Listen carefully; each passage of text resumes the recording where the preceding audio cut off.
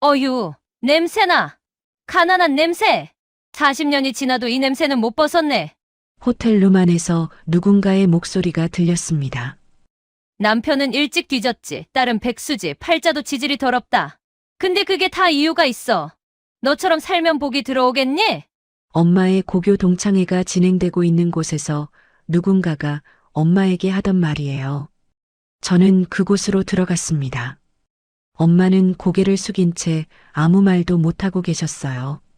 코트에는 붉은 와인 자국이 번져 있었고 발 앞에는 5만 원짜리 지폐 2장이 떨어져 있었습니다. 동창들은 킥킥거리며 구경하고 있었어요. 누구 하나 엄마 편을 들어주는 사람이 없었습니다. 40년 전 학교에서 엄마를 괴롭히던 사람이 40년이 지난 지금도 똑같은 짓을 하고 있었어요. 저는 그 장면을 보면서 결심했습니다. 오늘 밤 여기서 전부 끝내겠다고. 저 사람은 몰라요. 제가 누군지, 오늘 밤 자기 인생이 어떻게 되는지, 하루 사이에 인생이 어떻게 무너질 수 있는지, 지금부터 저와 제 엄마의 이야기를 들려드리겠습니다. 설거지, 산책할 때, 잠들기 전 이어서 듣기 편하게 지금 구독만 눌러두세요. 우리네 사연극장이 다음 편을 자동으로 챙겨드립니다. 12월의 서울은 유난히 빨리 어두워집니다. 저녁 6시 법무법인 명운의 대표실 창가에 서서 저는 거리를 내려다보고 있었습니다. 23층 아래로 내려다 보이는 도심에는 벌써 연말의 불빛들이 하나둘 켜지기 시작했어요. 건물마다 반짝이는 조명, 거리를 오가는 사람들, 그리고 하늘에서 흩날리기 시작한 첫눈. 송년의 시즌이 한창인 12월의 풍경이었습니다. 저도 오늘 밤 한 가지 약속이 있었습니다. 엄마를 모시러 가는 일이었어요. 저는 대한민국에서 승소율이 가장 높은 변호사입니다. 법무법인 명운, 일명 로펌을 설립한 지 5년, 이제 제 이름. 석자면 웬만한 소송의 판도가 바뀐다는 말을 들을 정도가 됐어요.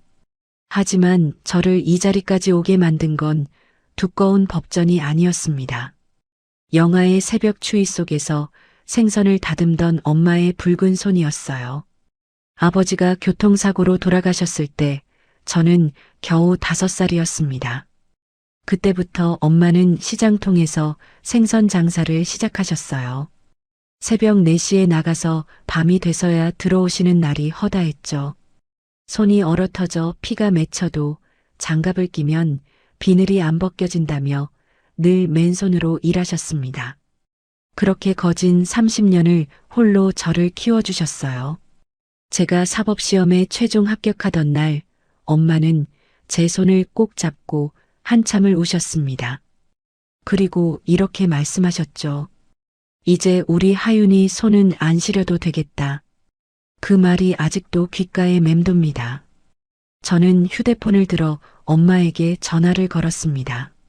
신호음이 3번쯤 가고 익숙한 목소리가 들려왔어요. 여보세요, 하윤아. 엄마, 나야. 애들 재워놓고 전화했어.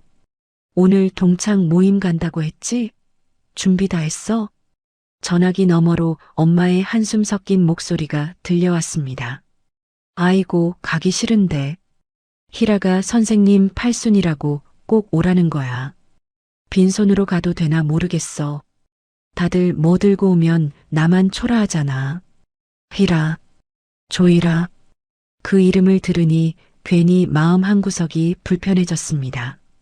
엄마가 동창회를 그토록 꺼리는 이유를 저는 알고 있었거든요. 하지만 저는 티내지 않고 밝은 목소리로 대답했어요. 엄마, 선생님 뵈러 가는 거잖아. 선물은 내가 따로 보내놨으니까 걱정 마. 그리고 내가 지난달에 사들인 코트 있잖아. 그거 입고 가. 그 코트? 그건 너무 아깝잖아. 어디 좋은데 갈 때나 입지. 아깝긴 뭐가 아까워. 엄마 입으라고 산 거야. 제일 우아하게 입고 당당하게 다녀와. 잠시 침묵이 흘렀습니다. 그리고 엄마의 목소리가 살짝 밝아졌어요. 그래, 알았어. 우리 딸이 사준 거니까 입고 가야지. 응. 끝나면 바로 연락해. 내가 데리러 갈게. 에이, 눈도 오는데 택시 타면 되지. 엄마 눈길에 미끄러지면 어떡해. 내가 갈 거야. 기다려. 전화를 끊고 저는 다시 창밖을 바라봤습니다. 눈발이 점점 굵어지고 있었어요. 거리의 가로등 불빛에 하얀 눈송이들이 반짝이며 내려앉고 있었죠. 문득 어린 시절이 떠올랐습니다. 시장에서 하루 종일 일하고 돌아온 엄마가 저를 꼭 안아주시던 밤들. 엄마의 옷에서는 늘 비린내가 났지만 저는 그 냄새가 싫지 않았어요. 그게 엄마의 냄새였으니까요. 세상에서 가장 따뜻한 냄새. 저는 코트를 집어들며 혼잣말을 했습니다. 그때는 엄마가 나를 지켜줬지. 오늘은 내가 엄마 지켜드릴 차례야. 창밖에 눈은 멈출 줄 몰랐습니다. 사무실을 나서 지하 주차장으로 내려가는 동안 며칠 전 있었던 일이 떠올랐습니다. 그날도 평범한 오후였어요. 저는 대표실에서 서류를 검토하고 있었고 비서실장 민정이 새로운 의뢰건을 들고 들어왔습니다. 대표님, 대성건설에서 의뢰가 들어왔습니다. 조덕배 사장님이 직접 연락하셨는데 급하게 만나 뵙고 싶다고 하시네요. 저는 서류 표지에 적힌 회사명을 보고 미간을 찌푸렸습니다. 대성건설. 한때는 중견 건설사로 이름을 날렸지만 최근 몇 년 사이에 각종 악재가 터지면서 업계에서 좋지 않은 소문이 돌고 있는 곳이었어요. 대성건설이요? 어떤 건인데요? 부도 위기를 막아달라는 건데요. 회사 자금 흐름이 상당히 복잡해 보입니다. 저는 서류를 펼쳐 몇 장을 훑어봤습니다.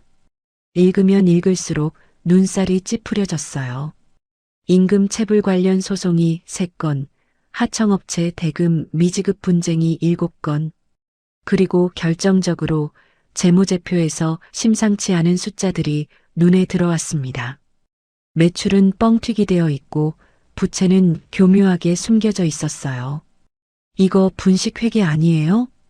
저도 그렇게 봤습니다. 최소 3년치 장부가 조작된 것 같아요. 저는 서류를 탁 덮고 민정을 바라봤습니다. 거절하세요. 네. 대성건설 조덕배 사장건은 거절한다고 전해요. 임금 체불의 분식회계까지 우리 명우는 사기꾼 뒤치다꺼리하는 곳 아닙니다. 민정이 조심스럽게 물었어요. 그래도 한 번쯤 만나보시는 게. 안 만나요. 그리고 솔직히 말해서 저기 우리 수입료 낼 돈도 없을 거예요. 혹시 있다 해도 분명 문제될 돈일 테고. 깔끔하게 거절하세요. 민정이 고개를 끄덕이며 나갔습니다. 저는 다시 서류에 시선을 돌렸지만 씁쓸한 기분이 가시지 않았어요. 저런 사람들 때문에 애꿎은 직원들과 하청업체들이 피해를 보는 겁니다. 월급 못 받아서 생활고에 시달리는 가장들, 대금 못 받아서 문 닫는 영세업체들. 그 고통이 어떤 건지 저는 너무나 잘 알고 있었어요. 엄마도 그랬으니까요. 식당에서 일하실 때 사장이 월급을 석 달이나 밀린 적이 있었습니다. 엄마는 그래도 꾹 참고 일하셨어요. 조금만 기다리면 준다잖아라면서요. 결국 그 사장은 야반도주를 했고 엄마는 한 푼도 받지 못했습니다. 그때 저는 고등학생이었는데 억울해서 펑펑 우는 엄마를 보며 다짐했어요. 나중에 크면 반드시 저런 나쁜 사람들을 법으로 심판하겠다고.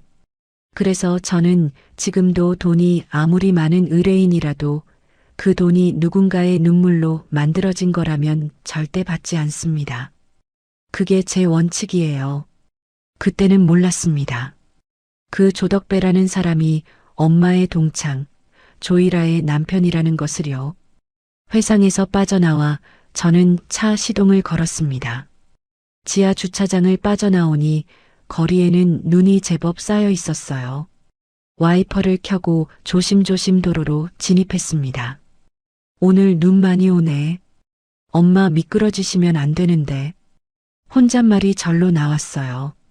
엄마는 무릎이 안 좋으셔서 눈길을 특히 조심해야 합니다.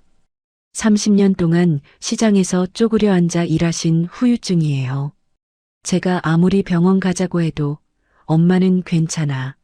이 정도는 참을 수 있어라며 손사래를 치시죠.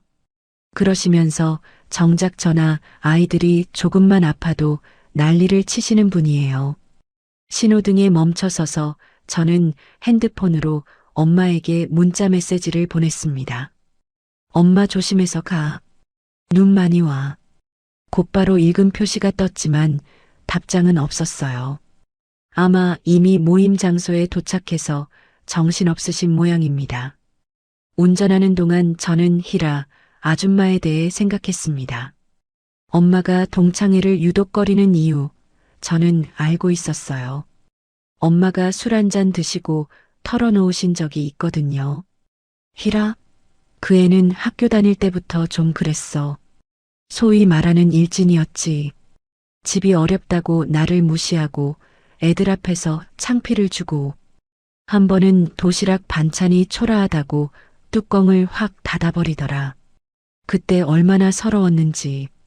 엄마는 그날 밤 오래된 이야기들을 하나씩 꺼내셨어요. 체육 시간에 일부러 발을 걸어서 넘어뜨린 일, 청소 당번을 억지로 떠넘긴 일, 수학여행 때 같은 방 쓰기 싫다고 대놓고 말한 일. 이보다 심한 일이 너무 많았죠. 듣고 있자니 제 속에서 불이 났습니다. 어떻게 사람이 그럴 수가 있지? 하지만 엄마는 그 이야기를 하시면서도 크게 원망하는 기색이 없으셨어요. 오히려 그래도 옛날 친구니까 이제는 다들 철이 들었겠지라며 희라를 감싸셨죠. 저는 그게 이해가 안 됐습니다. 왜 엄마는 자신을 괴롭힌 사람한테까지 너그러우신 걸까요? 엄마의 그 착한 마음이 가끔은 안쓰럽기도 하고 속상하기도 해요. 오늘도 희라가 선생님 팔순 잔치니까 꼭 오라고 했다는데 저는 왠지 불안했습니다. 엄마 말로는 선생님이 오신다고 했지만 정말 그런지 의문이 들었어요. 희라가 굳이 가기 싫어하는 엄마를 억지로 부른 이유가 뭘까? 그냥 단순한 송년 모임일까요? 아니면 무슨 다른 속셈이 있는 걸까요? 한강을 건너는 다리 위에서 저는 잠시 속도를 늦췄습니다. 사방이 온통 하얗게 변해 있었어요. 강물 위로도 눈이 내리고 다리 난간에도 가로등에도 하얀 눈이 소복이 쌓여 있었습니다. 12월의 서울은 이렇게 아름답기도 하고 어딘가 쓸쓸하기도 해요. 라디오에서는 연말 캐럴이 흘러나오고 있었습니다. 흥겨운 멜로디가 차 안을 채웠지만 저는 왠지 모르게 마음이 무거웠어요. 아까 엄마 목소리에서 느껴졌던 그 기운 없는 한숨이 계속 귓가에 맴돌았습니다. 가기 싫은데 그 말이 자꾸 떠올랐어요. 엄마는 평생을 남에게 패기치는 걸 극도로 싫어하셨습니다. 힘들어도 내색 안 하시고 억울해도 참으시고 늘 혼자 사귀셨죠. 딸인 저한테조차 짐이 될까봐 아프신 것도 숨기시는 분이에요. 그런 엄마가 가기 싫다고 말씀하셨다는 건 정말 마음이 무거우시다는 뜻이었습니다. 저는 핸들을 꽉 쥐었습니다. 오늘 모임이 무사히 끝나길 빌었어요. 엄마가 기분 좋게 웃으면서 나오시길. 그래서 같이 따뜻한 국밥이라도 먹으면서 별일 없었어, 재밌었어라고 말씀해 주시길. 내비게이션이 목적지까지 15분 남았다고 안내했습니다. 저는 엑셀을 조금 더 밟았어요. 빨리 가서 엄마 얼굴을 보고 싶었습니다. 하지만 어딘가에서 불길한 예감이 스멀스멀 올라오고 있었습니다. 눈은 점점 더 거세지고 있었어요. 엄마의 동창회가 열리고 있는 호텔의 지하 주차장 진입로에 도착했을 때 시계는 저녁 8시를 가리키고 있었습니다. 눈이 제법 많이 왔어요. 호텔 입구에서 지하로 내려가는 경사로에도 하얀 눈이 살짝 쌓여 있었습니다. 저는 조심조심 핸들을 돌려 진입로를 따라 내려갔어요. 와이퍼가 앞유리에 눈을 쓸어내는 소리가 규칙적으로 들렸습니다. 지하 주차장은 꽤 넓었고 금요일 저녁이라 그런지 차들이 빼곡하게 들어차 있었습니다.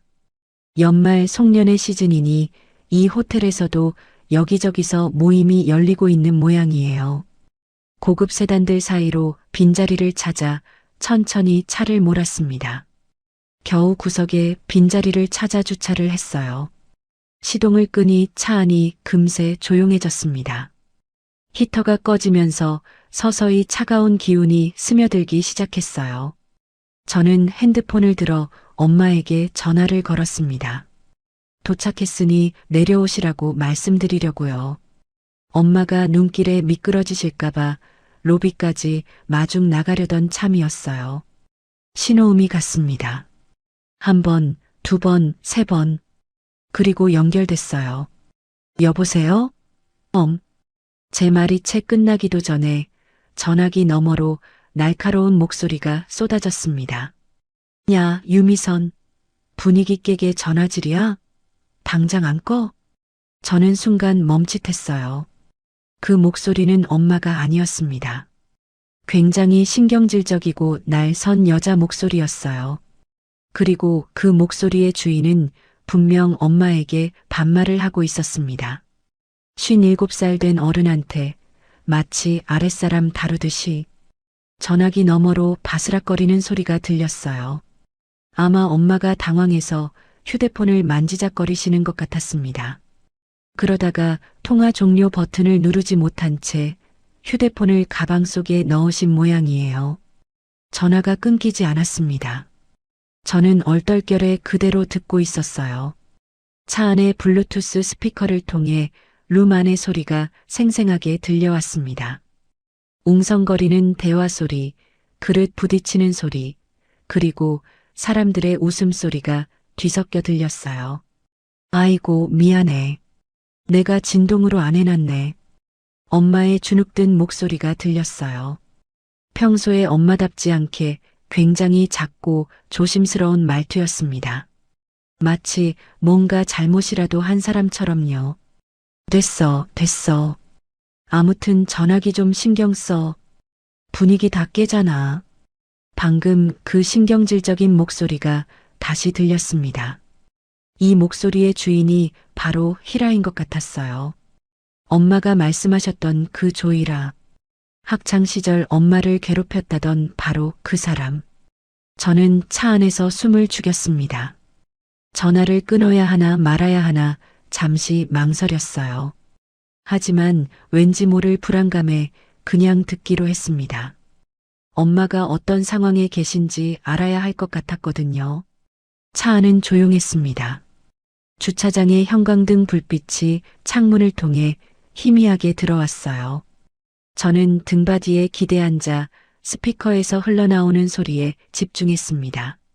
잠시 술잔 부딪히는 소리와 함께 다른 동창들의 웅성거림이 들렸어요. 누군가 건배 제의를 하는 것 같았고 와글와글 떠드는 소리 사이로 히라의 목소리가 유독 크게 들렸습니다. 그러다가 히라의 목소리가 다시 또렷하게 들려왔어요. 근데 미선아. 히라의 목소리가 한층 느끼하게 바뀌었습니다. 뭔가 꼬투리를 잡으려는 듯한 말투였어요. 응? 너 그 코트 어디서 샀어? 코트? 제가 지난달에 엄마 생신 선물로 드린 그 코트를 말하는 거였어요. 아, 이거 우리 딸이.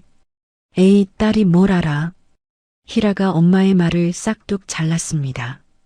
요즘 젊은 애들 인터넷으로 사는 거 다 짝퉁이래. 시장에서 산 거 아니야?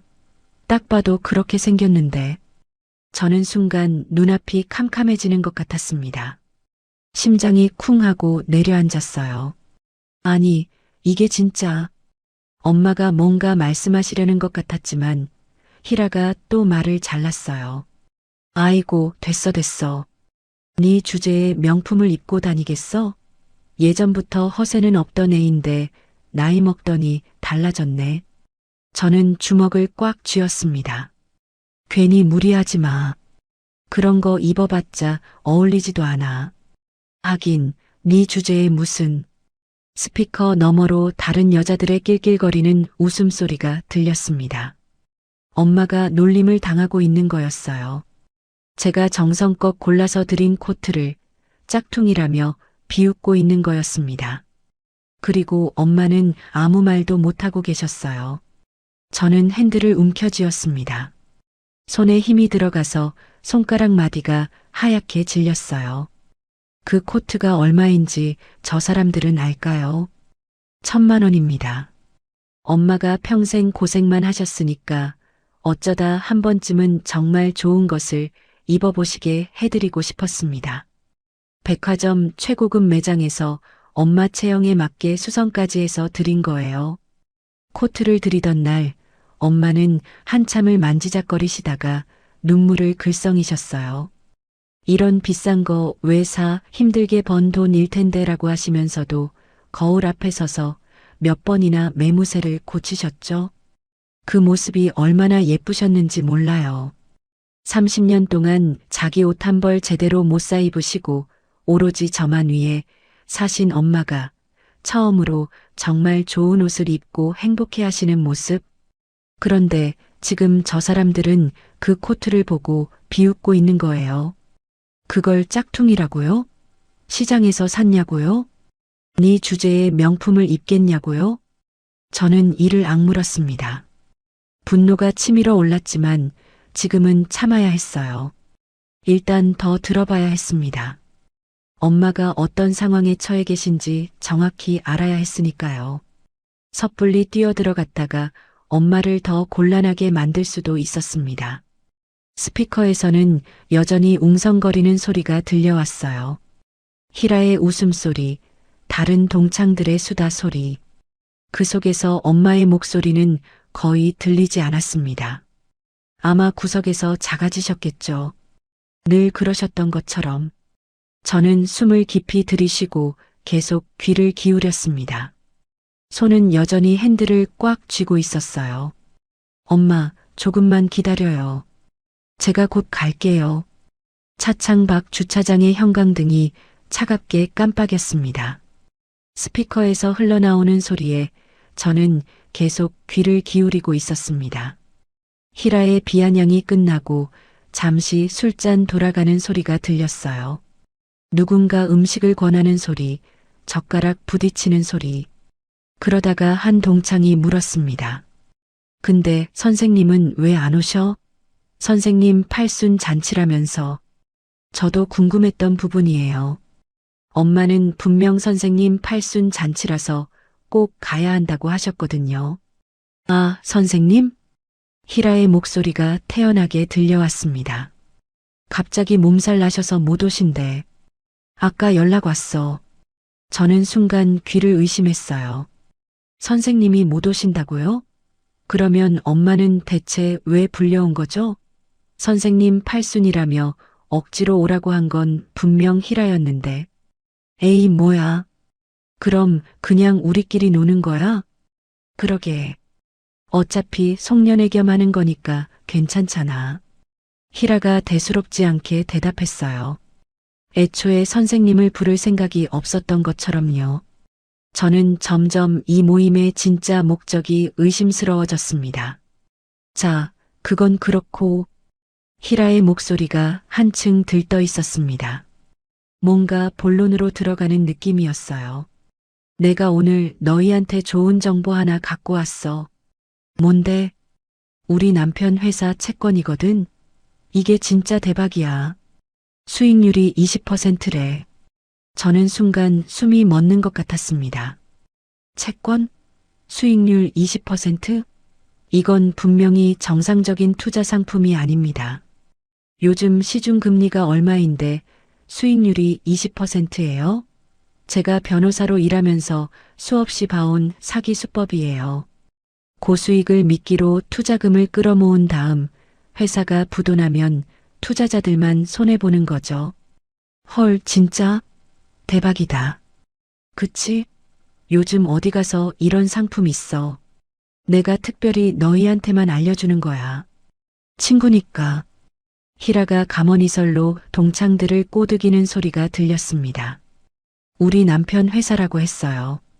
희라의 남편 회사라면 순간 며칠 전 사무실에서 있었던 일이 떠올랐습니다. 대성건설 조덕배 사장, 부도위기, 임금체불, 분식회계. 제가 단칼에 거절했던 그 의뢰. 엄마가 희라의 남편이 건설사 사장이라고 했어요. 설마. 저는 등줄기에서 식은땀이 흐르는 것을 느꼈어요.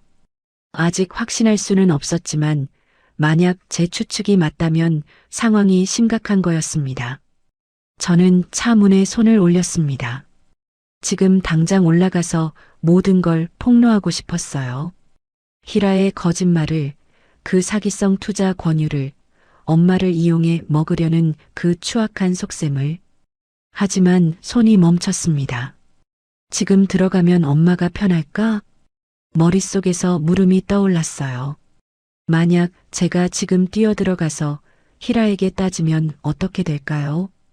분명 희라는 물러서겠죠. 제가 변호사라는 걸 알면 더 기죽을 테고요. 하지만 그 다음은요?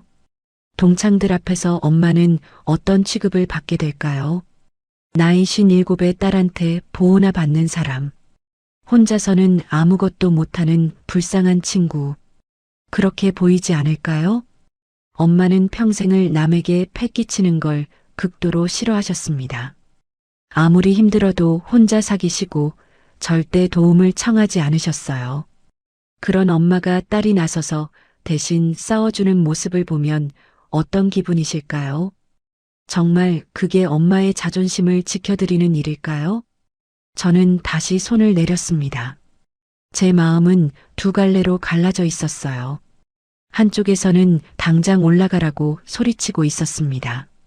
엄마가 저런 취급을 받는데 가만히 있으면 어떡해. 내가 누군지 알면 감히 저런 소리 못할 거야. 하지만 다른 한쪽에서는 조심하라고 속삭였어요. 지금 너가 나서면 엄마 체면이 어떻게 돼? 친구들 앞에서 딸한테 구원받는 신세가 되는 거야. 저는 눈을 감았습니다. 엄마가 저를 키우시면서 단 한 번도 다른 사람에게 도움을 요청하신 적이 없었어요. 아버지가 돌아가시고 친척들이 도와주겠다고 했을 때도 엄마는 거절하셨습니다. 내 자식은 내가 키운다고요. 그게 엄마의 자존심이었어요. 아무리 힘들어도 절대 무너지지 않는, 꺾이지 않는 그 단단한 마음. 만약 제가 지금 들어가서 상황을 정리해버리면 엄마의 그 자존심은 어떻게 될까요? 동창들 눈에 엄마는 영영 혼자서는 아무것도 못하는 친구로 남게 되지 않을까요? 그렇다고 이대로 두고 볼 수도 없었습니다. 희라가 하는 짓은 분명 사기예요. 엄마가 투자하시면 돈을 잃으실 거예요. 어떻게 해야 엄마의 자존심을 지키면서도 저 사람들로부터 엄마를 보호할 수 있을까요? 스피커에서는 여전히 웅성거리는 소리가 들려왔어요. 미선아, 너도 하나 들어. 친구니까 특별히 끼워주는 거야. 희라가 엄마에게 투자를 권유하는 소리가 들렸습니다. 아, 나는 돈이 없어서. 엄마의 목소리는 여전히 작고 조심스러웠어요. 에이, 적금 깨면 되지. 얼마 없어도 돼. 500만 원만 넣어도 1년 후에 100만 원이 붙는다고. 희라가 집요하게 꼬드기는 소리가 들렸습니다. 저는 주먹을 꽉 쥐었어요. 엄마, 하지 마세요. 그건 사기예요. 하지만 차마 전화기를 들고 소리칠 수가 없었습니다. 아직은 엄마가 스스로 거절해 주시길 바랐어요. 아니면 상황이 나아지길. 저는 이를 악물고 계속 듣기로 했습니다. 조금만 더 지켜보자. 엄마가 스스로 거절하실 수도 있으니까. 차창 밖으로 주차장의 차가운 공기가 느껴졌습니다. 스피커 너머로 희라의 목소리가 계속 들려왔습니다. 미선아, 그러지 말고 하나만 들어. 친구잖아. 내가 아무한테나 이런 정보 주는 거 아니야. 희라가 끈질기게 엄마를 설득하고 있었어요. 저는 손에 땀을 쥐며 듣고 있었습니다. 제발 엄마 거절하세요. 그건 사기예요. 아, 근데 나는 정말 엄마의 목소리가 작게 들렸어요. 여전히 조심스럽고 주눅든 말투였지만 분명히 거절하려는 뉘앙스였습니다. 진짜 돈이 없어. 적금도 얼마 없고 딸한테 손 벌리기도 그렇고. 미안해, 희라야. 나는 이번엔 못할 것 같아. 저는 속으로 안도의 한숨을 쉬었어요. 잘했어, 엄마. 그게 맞아요. 저런 건 절대 하면 안 돼요. 엄마가 스스로 거절하셨다는 것만으로도 저는 뿌듯했습니다. 하지만 그 다음 순간 희라의 목소리가 완전히 달라졌습니다. 날카롭고 차가운 목소리였어요. 방금까지의 느끼한 친근함은 온데간데 없이 사라지고 차갑게 얼어붙은 분노만 남아 있었습니다. 야, 유미선. 너 지금 돈 없다고 거짓말하는 거야? 아니, 그게 아니라 내가 거지적선하는 셈 치고 끼워준다는데 너 지금 나 무시하는 거야? 희라의 목소리가 점점 높아졌어요. 룸 안의 다른 동창들도 술렁거리는 소리가 들렸습니다. 희라야, 진정해. 누군가 말리려는 것 같았지만 희라는 멈추지 않았어요. 진정은 무슨, 내가 얼마나 마음 쓴 건데. 친구라고 좋은 정보 주려고 했더니 이게 뭐야, 대놓고 면박이야? 그때였습니다. 와장창 유리 깨지는 소리가 스피커를 통해 선명하게 울려 퍼졌어요. 와인잔이 깨진 것 같았습니다. 저는 심장이 멎는 것 같았습니다. 설마 엄마한테 뭔가를 던진 건가요? 아이고 세상에. 미선아, 괜찮아? 옷에 와인이 다 쏟아졌잖아. 동창들의 다급한 목소리가 들렸어요. 상황이 심상치 않았습니다. 누군가 휴지를 찾는 소리, 바닥에 유리 조각을 치우는 소리가 뒤섞여 들려왔어요. 아이고, 냄새 좀 봐. 와인이 다 쏟아졌잖아. 희라의 목소리가 비웃듯이 들려왔습니다. 전혀 미안해하는 기색이 없었어요. 야, 세탁비 5만 원 줄 테니까 그냥 나가. 분위기 잡치네, 진짜. 저는 주먹을 꽉 쥐었습니다. 5만 원이요? 제가 드린 그 코트는 1,000만 원짜리예요. 그걸 5만 원에 끝내겠다고요? 하지만 진짜 참을 수 없었던 건 그 다음이었습니다. 하긴 남편 일찍 잡아먹은 팔자라 그런지 재수가 없네. 옛날부터 찐따처럼 굴더니 지금도 똑같아. 아이고, 가정교육을 못 받아서 그런가? 친구가 이렇게 성의를 보이는데 면전에서 거절을 해?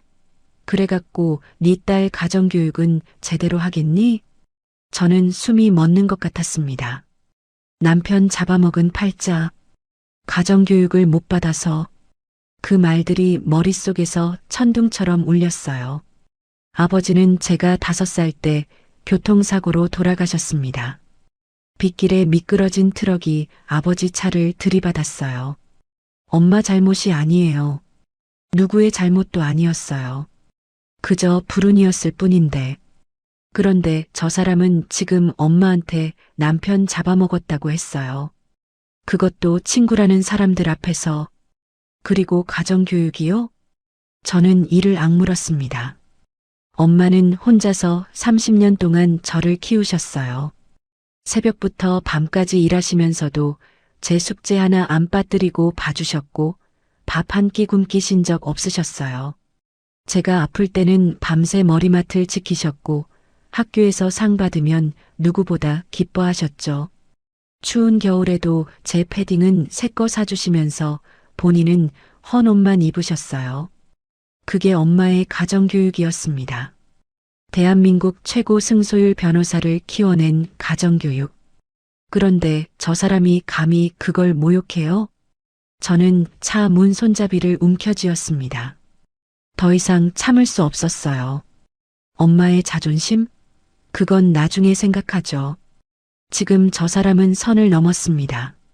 돌아가신 아버지까지 모욕하고 엄마의 30년 인생을 짓밟고 있어요. 스피커에서는 엄마의 떨리는 목소리가 들려왔습니다. 희라야, 그건 좀. 뭐? 할 말 있어? 말해봐. 희라가 으박 지르는 소리에 엄마는 아무 말도 못하셨어요. 그 순간 제 안에서 뭔가가 끊어지는 소리가 났습니다. 저는 블루투스 연결을 끊고 차 문을 박차고 나갔습니다. 지하 주차장의 차가운 공기가 얼굴을 때렸어요. 하지만 저는 아무것도 느끼지 못했습니다. 온몸에서 뜨거운 피가 끓어오르고 있었으니까요. 호텔 로비를 향해 걸어가면서 저는 혼잣말을 했어요. 가정교육. 그래, 내가 보여줄게. 우리 엄마가 어떤 교육을 시켰는지. 구두굽이 주차장 바닥을 딱딱 울렸습니다. 저는 빠른 걸음으로 엘리베이터를 향해 걸어갔어요. 12월의 차가운 바람이 로비 문 사이로 스며들어왔지만 제 안은 뜨겁게 불타오르고 있었습니다. 엘리베이터 버튼을 누르며 저는 숨을 깊이 들이쉬었어요. 거울에 비친 제 눈이 차갑게 빛나고 있었습니다. 이제 시작이야. 엘리베이터가 로비층에 멈추자 저는 빠른 걸음으로 프런트 데스크를 향해 걸어갔습니다. 이 호텔은 제가 자주 이용하는 곳이에요.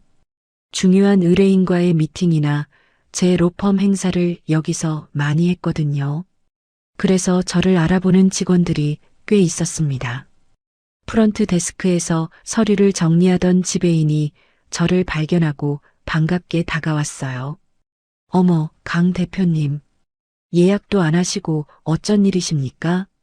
저는 잠깐 숨을 고르고 차분하게 말했습니다.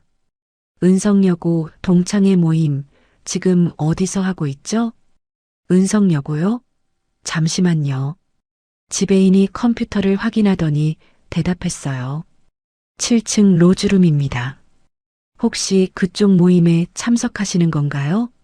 네, 그리고 그 룸 비용 제가 지금 전액 결제할게요. 지배인이 살짝 놀란 표정을 지었습니다. 네, 결제를요? 네, 음식값이랑 주류까지 전부요. 카드 여기 있습니다. 저는 지갑에서 카드를 꺼내 건넸어요. 지배인은 잠시 어리둥절한 표정이었지만 곧 고개를 끄덕이며 결제를 진행했습니다. 결제 완료됐습니다. 총 387만 원입니다. 감사합니다. 그리고 부탁이 하나 있어요. 말씀하세요. 저는 지배인의 눈을 똑바로 바라보며 말했습니다. 제가 룸에 들어갈 때까지 문 앞에서 대기해 주세요. 제가 들어간 후에는 제 허락 없이 아무도 나가지 못하게 해주시고요. 지배인이 조금 당황한 표정을 지었어요. 그게 무슨 일이 있으신 건가요? 가족 문제예요. 자세한 건 말씀드리기 어렵지만 호텔에 피해가는 일은 없을 겁니다. 제가 보장하죠. 저는 명함 한 장을 건넸습니다. 법무법인 명운 대표 강하윤. 지배인은 명함을 보더니 고개를 끄덕였어요. 알겠습니다. 제가 직접 안내해 드리겠습니다. 저는 지배인과 함께 엘리베이터에 올랐습니다. 7층 버튼을 누르고 문이 닫히는 동안 저는 휴대폰을 꺼냈어요. 아까 블루투스로 통화가 연결되어 있는 동안 저는 습관적으로 녹음 버튼을 눌러뒀습니다. 변호사라면 누구나 그렇듯이 중요한 대화는 기록해두는 버릇이 있거든요. 특히 분쟁의 소지가 있는 상황에서는요. 덕분에 희라가 한 말들이 전부 녹음되어 있었어요. 코트 비하 발언. 선생님 핑계로 엄마를 속여 부른 것. 수익률 20%라는 사기성 투자 권유. 그리고 남편 팔자 운운하며 엄마를 모욕한 것까지. 모든 게 증거로 남아 있었습니다. 저는 녹음 파일이 제대로 저장되었는지 확인했습니다. 총 47분 23초. 충분했어요. 저는 파일 이름을 은성여고 모임 녹취록으로 변경하고 클라우드에 백업해 뒀습니다. 혹시 모르니까요. 그리고 저는 업무용 폴더를 열었습니다. 며칠 전 대성건설 의뢰를 거절하면서 민정에게 정리해두라고 했던 자료들이에요. 의뢰를 거절하더라도 언젠가 이 회사가 문제를 일으킬 거라 생각해서 기록 차원으로 남겨둔 건데 이렇게 쓸 줄은 몰랐죠. 임금체불 소송 현황, 분식회계 정황, 하청업체 대금 미지급 내역. 검찰이나 국세청에 고발하기에 충분한 자료들이었어요. 저는 메모장을 열고 빠르게 타이핑하기 시작했습니다. 고발장 초안, 피고발인 조덕배, 죄명 특정 경제범죄 가중처벌 등에 관한 법률 위반, 유사수신행위의 규제에 관한 법률 위반, 피해 규모 추정 수십억 원. 아직 희라의 남편이 정말 조덕배인지 100% 확신할 수는 없었어요. 하지만 확인하는 건 어렵지 않습니다. 오늘 밤 직접 물어보면 되니까요. 그리고 만약 제 추측이 맞다면 저는 오늘 이 자리에서 모든 걸 끝낼 겁니다. 엘리베이터가 7층에 도착했습니다. 문이 열리자 긴 복도가 보였어요. 은은한 조명 아래 붉은색 카펫이 깔려 있었고 복도 끝에 로즈룸이라고 적힌 문이 있었습니다. 저는 잠시 걸음을 멈추고 심호흡을 했어요. 지배인이 조용히 물었습니다. 대표님, 준비되셨습니까? 저는 고개를 끄덕였어요. 네, 됐어요. 저는 다시 걷기 시작했습니다. 구두 굽소리가 복도에 울려 퍼졌어요. 똑똑똑. 규칙적인 그 소리가 마치 심판의 시간을 알리는 카운트다운 같았습니다. 룸문 앞에 다다랐을 때 안에서 웃음소리와 떠드는 소리가 들려왔어요. 희라의 날카로운 웃음소리도 섞여 있었습니다. 저 안에 엄마가 계십니다. 와인에 젖은 코트를 입고 모욕을 당하면서도 아무 말 못하고 계실 엄마가. 저는 문 손잡이에 손을 올렸습니다. 엄마, 이제 갈게요. 딸이 왔어요. 저는 문을 열기 직전 잠시 멈춰 섰습니다. 안에서 들려오는 소리에 귀를 기울였어요. 웃음소리, 떠드는 소리, 술잔 부딪히는 소리. 그 사이로 희라의 날카로운 목소리가 선명하게 들렸습니다. 엄마의 목소리는 들리지 않았어요. 저는 조용히 문을 열었습니다. 룸 안은 훈훈한 열기와 술 냄새로 가득 차 있었어요. 테이블 위에는 빈 와인병들과 안주 접시들이 어지럽게 놓여 있었고 대략 20명의 여성들이 둘러앉아 떠들고 있었습니다. 모두 비슷한 또래의 중년 여성들이었어요. 고급스러운 원피스에 화려한 액세서리를 한 사람들도 있었고 수수한 차림의 사람들도 있었습니다. 상석에 앉은 여자가 유독 목소리가 컸어요. 금색 귀걸이에 화려한 블라우스, 짙은 화장에 붉은 입술, 남을 깔보는 듯한 눈빛이 인상적이었습니다. 저 사람이 희라인 게 분명했어요. 그리고 구석자리에 엄마가 계셨습니다. 엄마는 고개를 푹 숙인 채 휴지로 코트를 닦고 계셨어요. 제가 드린 그 코트, 1000만원짜리 이태리 캐시미어 코트가 붉은 와인에 흠뻑 젖어 있었습니다. 엄마의 손이 부들부들 떨리고 있었어요. 평생 고생만 하시면서도 한 번도 불평 안 하시던 엄마가 지금 저 구석에서 혼자 눈물을 삼키고 계신 거예요. 바닥에는 5만원짜리 지폐 2장이 아무렇게나 떨어져 있었습니다. 마치 구걸하는 사람에게 던져주듯이. 저는 문 앞에 서서 그 광경을 바라봤어요. 심장이 터질 것 같았습니다. 분노가 치밀어 올랐지만 참았어요. 일단 상황을 더 지켜봐야 했습니다. 조이라, 엄마가 떨리는 목소리로 말씀하셨어요. 너 말이 너무 심하잖아. 우리가 아무리 친구 사이라도 남편 얘기까지 하는 건 아니지. 엄마가 처음으로 반박하셨습니다. 평생을 참고만 사신 엄마가 처음으로 목소리를 높이신 거예요. 하지만 희라는 비웃듯이 코웃음을 쳤습니다. 뭐, 심해? 내가 뭘 잘못 말했는데? 희라가 와인잔을 들며 느긋하게 말했어요. 꼬우면 너도 남편 잘 만나서 떵떵거리던가. 팔자가 그 모양이니까 평생 고생하는 거 아니야? 동창들 사이에 어색한 침묵이 흘렀습니다. 누군가 희라야 그만해라고 작게 말했지만 희라는 무시했어요. 그리고 딸은 뭐하니? 아직도 백수야? 나이가 몇인데 시집도 못 가고. 엄마 걱정 많이 되겠다, 진짜. 저는 주먹을 꽉 쥐었습니다. 백수라고요? 제가요? 엄마가 고개를 더 숙이셨어요. 아마 눈물을 참고 계신 것 같았습니다. 저는 더 이상 참을 수 없었어요. 쾅! 제가 룸문을 힘껏 열었습니다. 문이 벽에 부딪히는 소리가 룸 안에 울려 퍼졌어요. 모든 시선이 일제히 문 쪽으로 쏠렸습니다. 웃음소리가 뚝 끊기고 갑자기 찾아온 정적이 룸을 감쌌습니다. 저는 천천히 룸 안으로 들어섰습니다.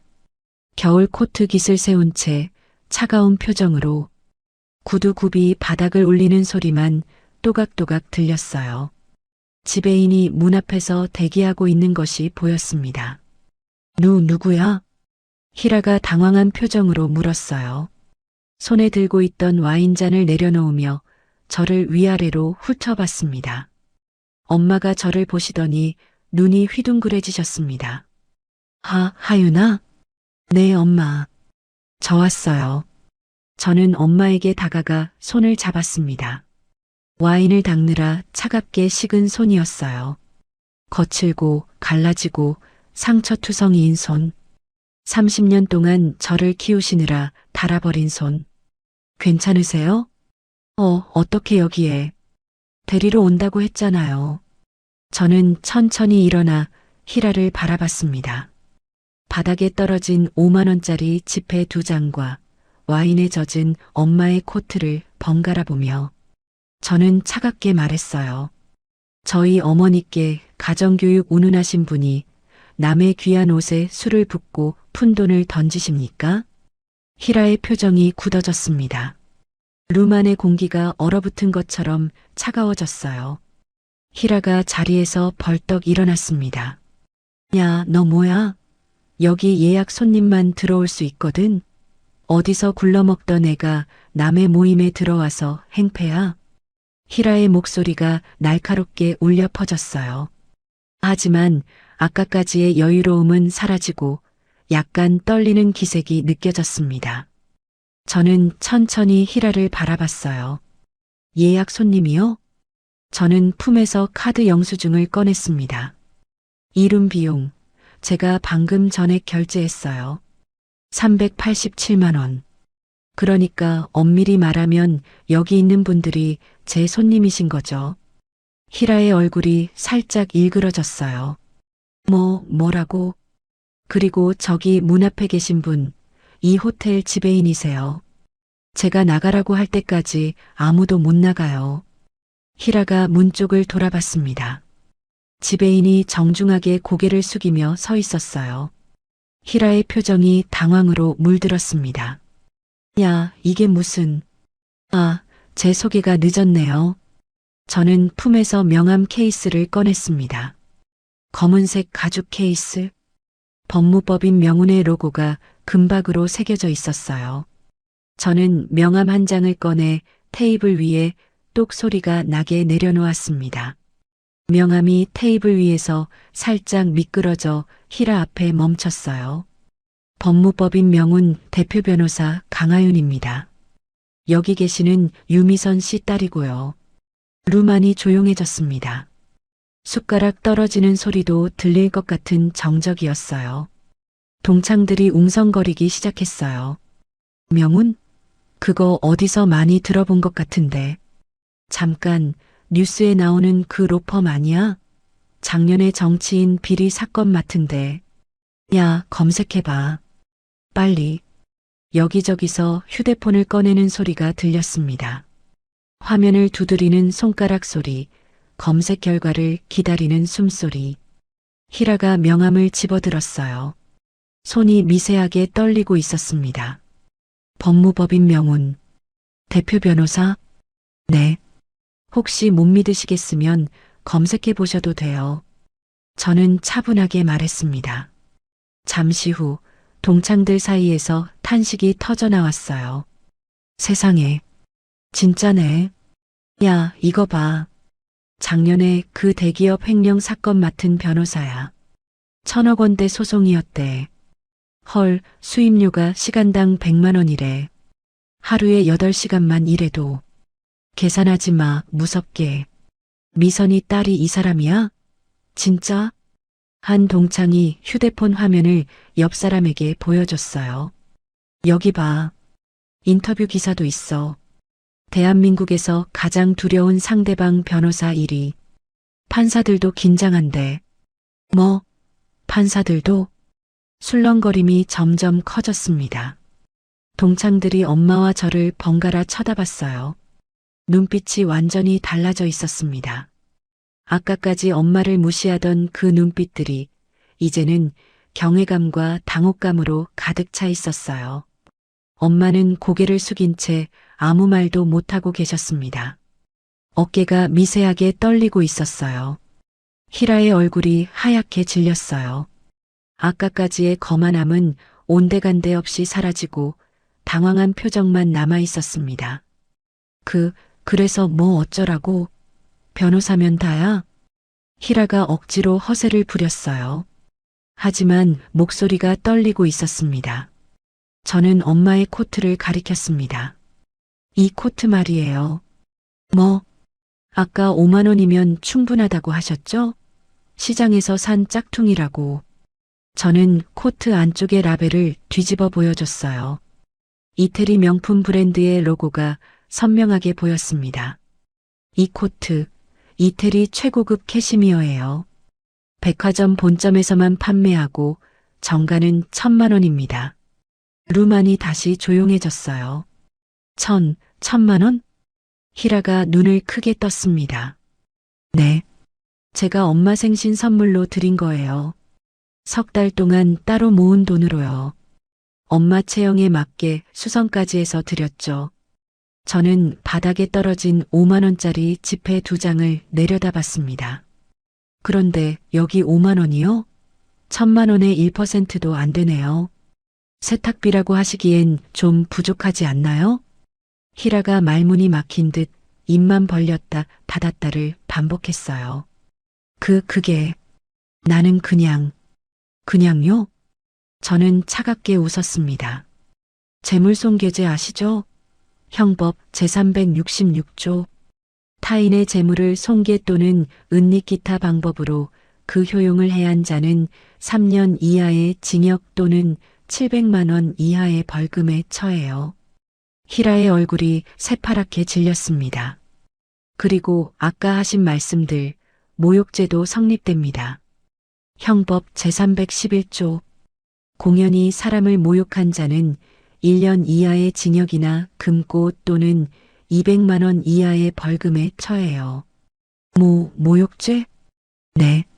남편 팔자 운운하신 것, 딸 백수라고 하신 것, 가정교육 못 받았다고 하신 것, 전부 공연성 있는 모욕에 해당해요. 저는 주변의 동창들을 천천히 둘러봤습니다. 공연성이란 불특정 또는 다수인이 인식할 수 있는 상태를 말하는데요. 여기 계신 분들이 20명이시니까 충분히 성립해요. 그리고 여기 계신 분들 전원이 증인이시고요. 동창들은 눈을 피하며 고개를 숙였어요. 누군가 나는 아무것도 안 했어라고 작게 중얼거리는 소리가 들렸습니다. 그리고요. 저는 품에서 휴대폰을 꺼냈습니다. 이거 아까 녹음한 거예요. 희라의 눈이 커졌어요. 녹음? 네. 제가 어머니께 전화했을 때 통화가 연결된 상태였거든요. 변호사 습관이에요. 중요한 대화는 녹음해 두는 거. 특히 분쟁의 소지가 있어 보이면요. 저는 휴대폰 화면을 보여줬어요. 녹음 파일. 47분 23초. 파일 이름은 은성여고 모임 녹취록으로 되어 있었습니다.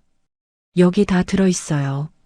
선생님 팔순이라고 거짓말하신 것, 코트 시장 짝퉁이라고 비하하신 것, 투자 권유하신 것까지. 전부요. 클라우드에도 백업해뒀으니까 혹시 제 폰을 빼앗으셔도 소용없어요. 히라의 얼굴이 창백해졌습니다. 손이 부들부들 떨리고 있었어요. 아까까지의 기세는 완전히 꺾여 있었습니다. 녹음? 네. 이거 검찰에 제출하면 충분한 증거가 될 거예요. 원하시면 민사 손해배상도 청구할 수 있고요. 저는 손가락을 꼽으며 계산했어요. 1,000만 원짜리 코트 손상에 대한 배상금이 먼저 나오겠죠. 세탁으로 복구가 안 되면 전액 배상이에요. 그리고 정신적 피해에 대한 위자료, 공개적 모욕에 대한 명예훼손 위자료, 변호사 비용까지 합치면 저는 잠시 천장을 올려다보며 계산하는 척했어요.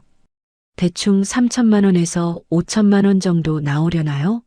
물론 제가 직접 맡으면 저는 수임료를 안 받을 테니까 그만큼 더 청구할 수 있겠네요. 견적 좀 뽑아드릴까요? 무료로 해드릴게요. 히라가 휘청거렸습니다. 옆에 있던 동창이 황급히 부축했어요. 야, 히라야, 괜찮아? 앉아. 3천만 원? 히라의 목소리가 떨렸습니다. 아까까지 엄마를 깔보던 그 당당함은 어디 가고 겁에 질린 얼굴만 남아 있었어요. 동창들 사이에서 수군거림이 계속됐습니다. 헐, 진짜 변호사였어. 미선이가 왜 아무 말도 안 했지? 딸이 이렇게 대단한데. 아까 히라가 백수라고 했잖아. 세상에. 시간당 100만 원 버는 백수가 어딨어. 수임료가 시간당 100만 원이면 지금 이 시간도 돈인 거 아니야? 우리 여기 있는 것만으로도. 야, 조용히 해. 괜히 우리까지 엮이면 어떡해. 동창들이 서로 눈치를 보며 작게 속삭였어요. 아까까지 히라 편에서 낄낄거리던 사람들이었는데 이제는 히라와 거리를 두려는 게 보였습니다. 저는 동창들의 말은 무시하고 엄마를 바라봤어요. 엄마는 여전히 고개를 숙이고 계셨습니다. 하지만 아까와는 다른 눈물이 볼을 타고 흘러내리고 있었어요. 수치심의 눈물이 아니라 복잡한 감정이 뒤섞인 눈물 같았습니다. 저는 엄마 앞에 무릎을 꿇고 손을 잡았습니다. 엄마, 괜찮아요. 이제 제가 다 해결할게요. 엄마가 떨리는 목소리로 말씀하셨어요. 하윤아, 너 정말 언제 이렇게. 엄마가 저 키워주신 덕분이에요. 엄마가 새벽부터 밤까지 일하시면서 저 대학 보내주시고 로스쿨 보내주셨잖아요. 그게 다 엄마 덕분이에요. 엄마의 눈에서 눈물이 더 쏟아졌어요. 나중에 말씀하세요. 지금은 제가 할 일이 좀 남았어요. 저는 엄마의 손을 꼭 쥐고 다시 일어섰습니다. 저는 다시 히라를 바라봤습니다. 자, 이제 본론으로 들어가 볼까요? 히라가 움찔했어요. 본론? 네. 아까 투자 권유하셨잖아요. 남편 회사 채권이라고. 수익률 20%라고. 히라의 얼굴이 더욱 창백해졌습니다. 그건 그 남편 회사가 혹시 대성건설인가요? 순간 히라의 눈이 크게 떠졌어요. 동공이 흔들리는 게 보였습니다. 어떻게. 저는 차갑게 미소 지었습니다. 역시 그렇군요. 히라의 얼굴이 새하얗게 질렸습니다. 어떻게 대성건설을. 엄마한테 남편이 건설사 사장이라고 하셨잖아요. 그리고 성이 조 씨라고. 요즘 부도 위기에 몰린 건설사 중에 조 씨 사장이 운영하는 곳. 검색하면 바로 나와요. 저는 차분하게 말했습니다. 히라가 갑자기 목소리를 높였어요. 그래서 뭐 어쩌라고? 변호사면 다야?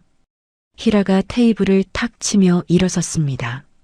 마지막 허세를 부리는 것 같았어요. 그래, 우리 남편 대성건설 사장이야.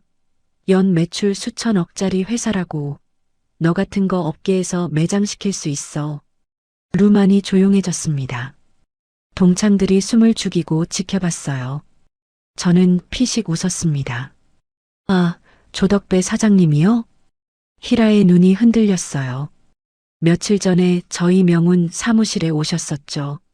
순간 룸 안의 공기가 얼어붙었습니다. 뭐라고? 희라가 눈을 크게 떴어요. 손이 미세하게 떨리기 시작했습니다. 부도 막아달라고 오셨었어요. 채권단 협상, 법정관리 신청, 형사고발 대응까지 급하게 도움이 필요하다고 하셨죠. 저는 조덕배가 사무실에 왔던 날을 떠올렸어요. 양복은 비싸 보였지만 얼굴은 초췌했고 눈 밑에는 다크서클이 짙게 내려앉아 있었습니다. 잠을 제대로 못 자는 게 분명했어요. 수임료는 얼마든지 주시겠다고 하셨어요. 심지어 성금으로 5억 원을 현금으로 가져오셨죠. 그 정도로 급하셨던 거예요. 희라의 얼굴이 점점 창백해졌습니다. 남편이 5억 원을 들고 변호사를 찾아다녔다는 사실을 몰랐던 모양이에요. 저는 천천히 말을 이었습니다. 대성건설, 지금 하청업체 대금 수백억 원 미지급 상태고 직원 월급도 석 달째 밀린 상태예요. 분식회계 정황도 있고요.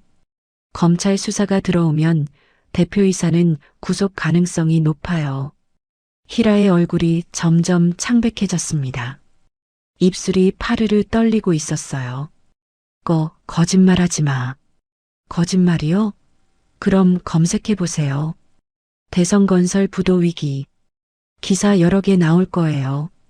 동창들이 다시 휴대폰을 꺼내기 시작했어요. 잠시 후 여기저기서 탄식이 터져나왔습니다. 어머, 진짜네. 대성건설, 하청업체 대금 미지급으로 피소. 기사 맞네. 직원들이 임금체불로 고소했대. 3개월치. 야, 이거 완전 망하기 직전 아니야? 동창들이 술렁거렸어요. 희라를 바라보는 눈빛이 완전히 달라져 있었습니다. 아까까지 부러움과 아첨의 눈빛이었는데 이제는 의심과 경멸의 눈빛으로 변해 있었어요. 저는 말을 이었습니다. 근데 어쩌죠?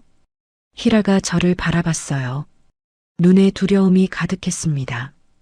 제가 거절했습니다. 거절? 네. 직원 월급 떼먹고 분식회계한 기업은 안 맞는 게 제 원칙이에요. 아무리 수임료를 많이 준다고 해도 그런 기업은 변호하지 않아요. 저는 희라의 눈을 똑바로 바라봤습니다. 남편분은 감옥 가기 싫어서 로펌 찾아다니고 계신데 부인 되시는 분은 여기서 친구들한테 부도 날 회사 채권을 팔고 계셨네요. 희라의 얼굴이 새파랗게 변했습니다. 나는 그냥요? 수익률 20%라고 하셨죠? 시중금리가 3%인데 20%요? 그게 정상적인 투자처럼 보이세요? 저는 고개를 저었어요. 그건 유사수신행위예요. 유사수신행위의 규제에 관한 법률 위반. 5년 이하의 징역 또는 5천만 원 이하의 벌금에 처해요. 희라가 휘청거렸습니다. 유사수신. 정식 금융회사가 아닌 곳에서 원금이나 고수익을 보장하며 돈을 모으는 행위요. 지금 하신 거 딱 그거예요. 친구들한테 회사채 사라고 권유하면서 수익률 보장하셨잖아요. 동창들 사이에서 웅성거림이 커졌어요. 야, 나 아까 투자한다고 할 뻔했어. 나도 500만 원 넣으려고 했는데. 세상에, 그러면 그 돈 다 날릴 뻔한 거야? 희라야, 너 지금까지 우리한테 얼마나 받은 거야? 동창 한 명이 날카롭게 물었어요. 희라는 대답하지 못하고 입만 벌렸다 닫았다를 반복했습니다. 저는 말을 이었어요. 혹시 여기 계신 분들 중에 이미 투자하신 분 계세요? 룸안이 조용해졌습니다. 서로 눈치를 보는 분위기였어요. 한 동창이 조심스럽게 손을 들었어요. 저 지난달에 1,000만 원 넣었어요. 희라가 확실하다고 해서 원금 보장의 수익률 20%라고. 저도요. 500만 원. 노후 자금에서 뺐는데 나는 3천. 남편 몰래 적금 깨서 저는 700이요. 희라가 자기도 많이 넣었다고 해서 믿었는데 여기저기서 손이 올라왔습니다. 저는 빠르게 계산해 봤어요. 대충 합쳐도 4천만 원이 넘었습니다. 이 자리에 있는 사람들만 해도 이 정도인데 다른 사람들까지 합치면 얼마나 될지, 그 돈 돌려받으실 수 있을지 모르겠네요. 동창들이 긴장한 표정으로 저를 바라봤어요. 회사가 부도나면 채권자들 순서대로 배당받는데요. 은행 같은 담보권자가 1순위, 직원 임금이 2순위, 세금이 3순위, 개인 투자자는 한참 뒤에요. 순위가 밀리면 배당받을 재산이 남아있지 않아요. 저는 잠시 말을 멈췄어요. 운이 좋으면 10%나 돌려받을까? 솔직히 말씀드리면 한 푼도 못 받을 가능성이 더 높아요. 동창들의 얼굴이 하얗게 질렸습니다. 뭐, 10%? 내 1,000만 원이? 희라야, 너 이게 뭐야? 동창들이 희라를 향해 소리치기 시작했어요. 아까까지 희라 편이던 사람들이었는데 이제는 완전히 등을 돌린 거예요. 희라가 뒷걸음질 쳤습니다. 나는 몰랐어. 남편이 괜찮다고 했어. 나도 속은 거라고. 속은 거라고요? 저는 차갑게 웃었습니다. 남편 회사가 부도 위기인 걸 모르셨다고요? 같이 사시면서? 그리고 오늘 여기 모임 누가 주최하셨죠? 희라가 입을 다물었어요. 선생님 팔순이라고 거짓말해서 사람들 불러 모으시고 투자 권유하신 거잖아요. 이게 몰랐다고 넘어갈 일인가요? 저는 휴대폰을 들어 보였어요. 아까 녹음한 거 있죠? 수익률 20% 보장한다고 하신 것, 적금 깨서 투자하라고 하신 것, 전부 증거로 남아 있어요. 이거 검찰에 제출하면 공범으로 처리될 수 있어요. 희라의 무릎이 풀렸습니다. 그 자리에 털썩 주저앉았어요. 나는 정말 몰랐어. 남편이 시킨 거야. 나는 그냥. 희라가 울음을 터뜨렸습니다. 하지만 동창들 중 누구도 위로해주지 않았어요. 모두 분노와 배신감에 가득 찬 표정으로 희라를 내려다보고 있었습니다. 나한테 왜 이래? 한 동창이 소리쳤어요. 목소리가 떨리고 있었습니다. 그 돈 내 딸 결혼 자금이었어. 어떻게 책임질 거야? 나는 남편 몰래 넣었다고. 이거 알면 이혼이야. 동창들의 분노가 폭발했어요. 희라를 향한 비난이 쏟아졌습니다. 아까까지 희라의 비위를 맞추며 웃던 사람들이었는데 이제는 완전히 적이 되어 있었어요. 저는 잠시 그 광경을 바라봤습니다. 그리고 희라에게 다가갔어요. 조이라 씨. 희라가 고개를 들었습니다. 눈물과 화장이 뒤범벅된 얼굴이었어요. 아까까지의 거만함은 온데간데 없이 사라지고 초라하고 비참한 모습만 남아 있었습니다. 지금 제가 가진 증거들로 고소하면 남편분과 함께 구속될 수 있어요. 알고 계시죠? 희라가 부들부들 떨었습니다. 대답하지 못했어요. 저는 천천히 말했어요. 하지만 제가 원하는 건 그게 아니에요. 희라가 갑자기 눈을 번뜩였습니다. 거짓말이야. 희라가 바닥에서 벌떡 일어났어요. 눈물에 젖은 얼굴이었지만 마지막 발악처럼 목소리를 높였습니다. 너 사기꾼이지? 명훈 대표? 웃기지 마. 내가 확인해 줄게. 희라가 떨리는 손으로 가방에서 휴대폰을 꺼냈어요. 그리고 남편에게 전화를 걸었습니다. 여보. 전화가 연결되자마자 희라가 소리쳤어요. 스피커폰으로 전환하면서 여기 어떤 애가 법무법인 명훈 대표라고 사기치고 있어. 강하윤이라는데 당신이 좀 혼내줘. 루만이 조용해졌습니다. 모두가 숨을 죽이고 스피커폰에서 나오는 소리에 귀를 기울였어요. 잠시 침묵이 흘렀습니다. 전화기 너머로 뭔가 떨어지는 소리가 들렸어요. 아마 남편도 뭔가를 하다가 멈춘 것 같았습니다. 그리고 남편의 목소리가 들려왔어요. 공포에 질린 목소리였습니다. 뭐라고? 강하윤? 응, 여기서 행패 부리고 있어. 당신이 명운에 갔다 왔다면서 거짓말하고. 야, 이 여편네야. 남편의 고함 소리가 스피커를 통해 울려 퍼졌어요. 희라가 움찔했습니다. 동창들도 깜짝 놀라 서로를 쳐다봤어요. 너 지금 거기가 어딘 줄 알고 그래. 강하윤 변호사가 대한민국에서 승소율 제일 높은 사람이야. 판사들도 무서워하는 사람이라고. 희라의 얼굴이 하얗게 질렸어요. 여보, 근데 나 어제 거기 가서 문전박대당하고 쫓겨났어. 5억을 들고 갔는데도 거절당한 거 몰라? 그 사람이 우리 사건 안 맡겠다고 했을 때 내가 얼마나 무릎 꿇고 빌었는지 알아? 희라의 입이 벌어졌습니다. 남편이 무릎까지 꿇었다는 사실을 처음 알게 된 것 같았어요. 그런 사람 앞에서 행패를 부려? 너 미쳤어? 남편의 목소리가 점점 더 격앙되었습니다.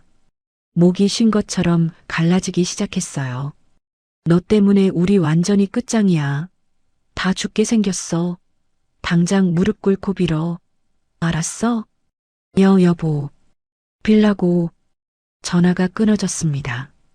통화 종료음만 룸 안에 울려 퍼졌어요. 정적이 흘렀습니다. 희라의 손에서 휴대폰이 미끄러져 바닥에 툭 떨어졌어요.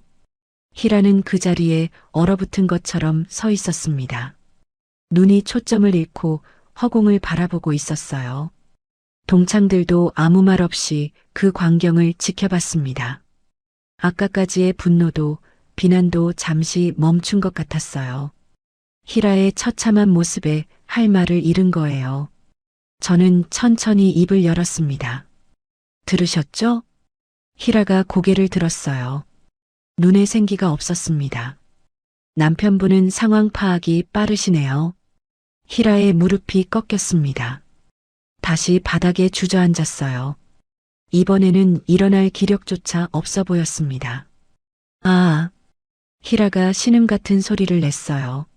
눈물이 다시 흘러내렸지만 아까와는 달랐습니다. 아까는 분하고 억울한 눈물이었다면 지금은 모든 것을 잃은 사람의 눈물이었어요. 동창들 사이에서 수군거림이 다시 시작됐습니다. 세상에, 남편도 저러네. 완전 망한 거 아니야? 그러게, 아까 그렇게 큰 소리 치더니. 저는 희라를 내려다봤어요. 40년 전 학교에서 엄마를 괴롭히던 사람. 오늘 밤 엄마를 모욕하고 옷에 와인을 끼얹은 사람. 친구들을 속여서 부도날 회사 채권을 팔던 사람. 건설사 사장 부인이라고 으스대던 사람. 그 사람이 지금 제 앞에서 완전히 무너져 있었습니다. 화려한 금색 귀걸이는 한쪽이 빠져 있었고 짙은 화장은 눈물에 번져 흉하게 변해 있었어요. 아까까지 사람들을 깔보던 그 눈빛은 어디 가고 텅 빈 눈만 허공을 바라보고 있었습니다. 저는 잠시 그 모습을 바라봤어요. 솔직히 말하면 통쾌하지 않았습니다. 복수심에 불타서 여기 온 건 아니었으니까요. 저는 그저 엄마를 지키고 싶었을 뿐이에요. 하지만 이 사람이 엄마에게 한 짓, 친구들에게 한 짓을 생각하면 그냥 넘어갈 수는 없었습니다. 저는 천천히 입을 열었습니다. 조이라. 동창 한 명이 희라에게 다가갔습니다. 목소리가 떨리고 있었어요. 너 우리 돈 먹고 튀려고 했어? 내 돈 내놔. 맞아. 내 1,000만 원. 딸 결혼 자금이었다고. 나는 남편 몰래 넣은 거야. 이거 알면 이혼이야. 어떻게 책임질 거야? 동창들이 희라를 둘러쌌습니다. 아까까지 희라 옆에서 웃고 아첨하던 사람들이었는데 이제는 완전히 적이 되어 소리치고 있었어요. 얼굴들이 분노로 일그러져 있었습니다. 희라가 바닥에 주저앉은 채 울었습니다. 아니야. 나도 살려고 그랬어. 남편이 시킨 거야. 나도 몰랐다고. 몰랐다고? 40년 친구한테 사기를 쳐놓고 몰랐다고? 나도 피해자야. 남편이 회사가 괜찮다고 했단 말이야. 희라가 엉엉 울었어요. 화장이 완전히 번져서 얼굴이 엉망이었습니다. 아까까지 사람들을 깔보던 그 당당한 모습은 어디 가고 초라하게 주저앉아 우는 모습만 남아 있었어요. 저는 그 광경을 잠시 지켜봤어요. 솔직히 말하면 동정심이 느껴지지 않았습니다.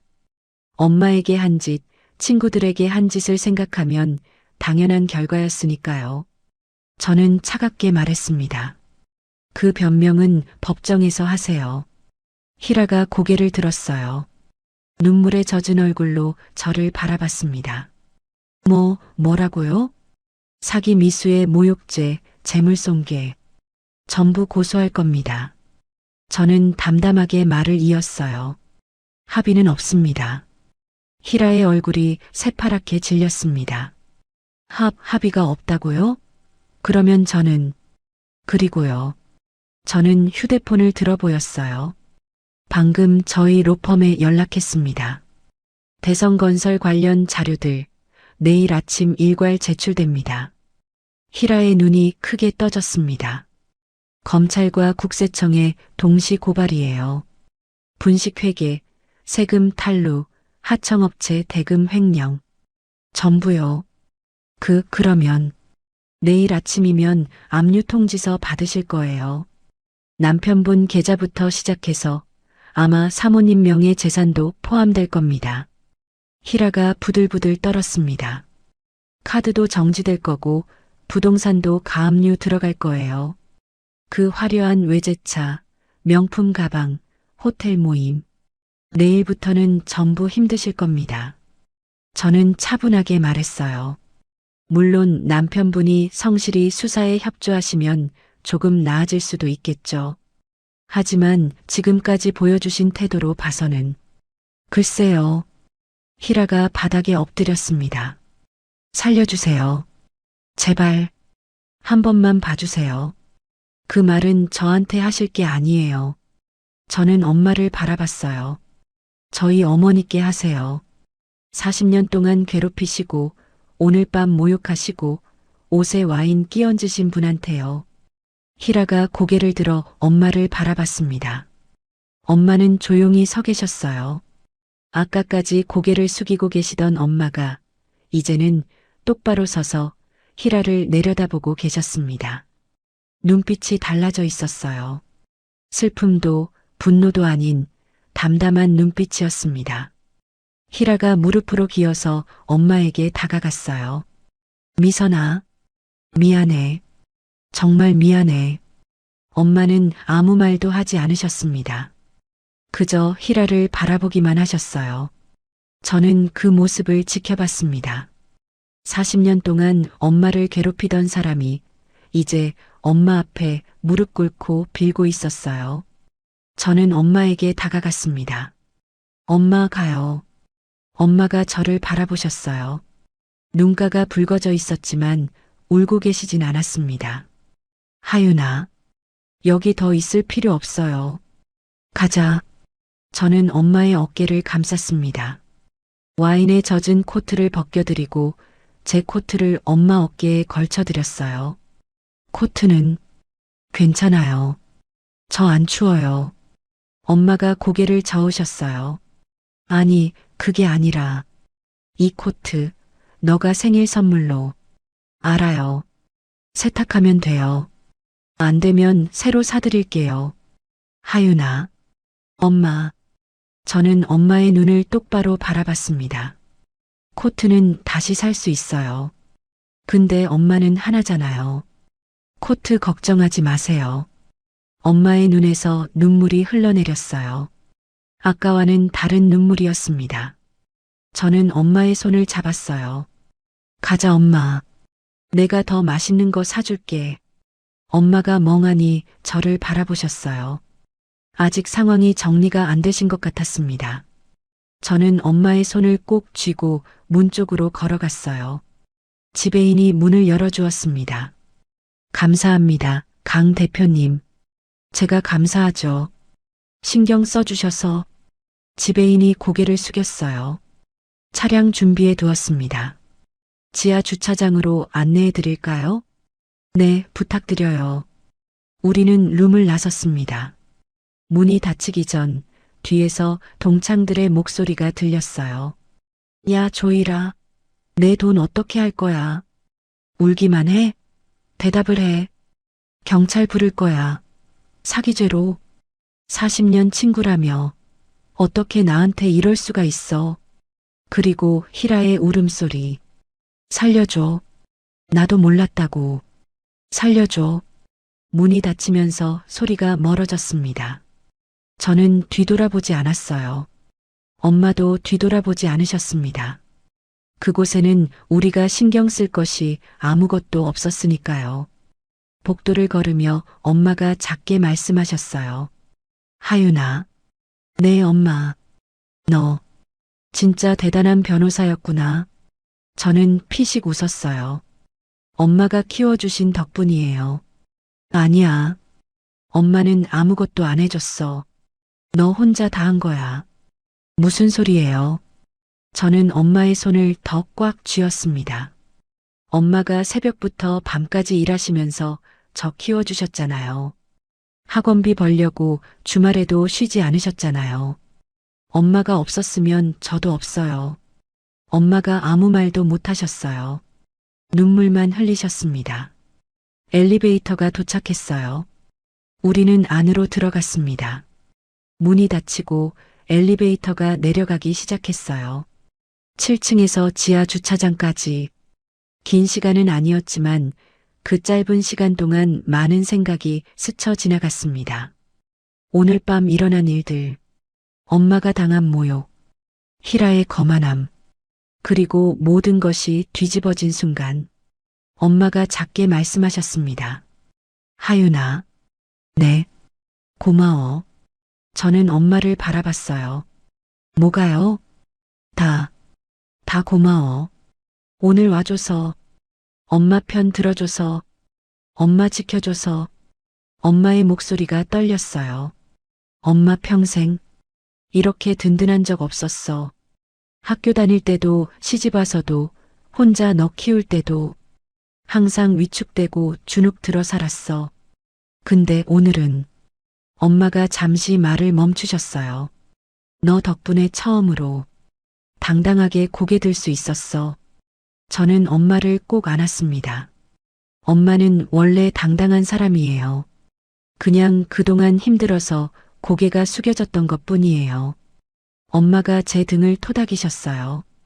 우리 딸, 언제 이렇게 컸어? 엘리베이터가 지하 주차장에 도착했어요. 문이 열리고 차가운 공기가 밀려 들어왔습니다. 지배인이 기다리고 있었어요. 이쪽입니다. 우리는 차를 향해 걸어갔습니다. 엄마가 제 손을 꼭 잡고 계셨어요. 아까 룸에서 희라한테 잡혔던 것과는 완전히 다른 손길이었습니다.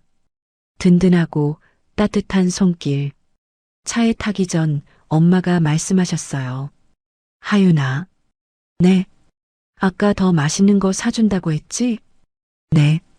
뭐 드시고 싶어요? 엄마가 작게 웃으셨어요.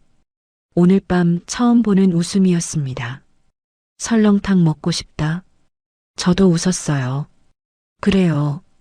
설렁탕 먹으러 가요. 저는 엄마의 차 문을 열어드렸습니다. 엄마가 차에 타시면서 말씀하셨어요. 근데 하윤아. 네. 너 코트 안 입고 가면 감기 걸려. 괜찮아요. 차 안은 따뜻하니까. 엄마가 고개를 저으셨어요. 그리고 제 코트를 벗어서 제게 다시 걸쳐주셨습니다. 엄마는 괜찮아. 너 입어. 저는 잠시 엄마를 바라봤어요. 아, 이게 엄마구나. 아무리 힘들어도, 아무리 지쳐도 자식 걱정부터 하시는 게 엄마구나.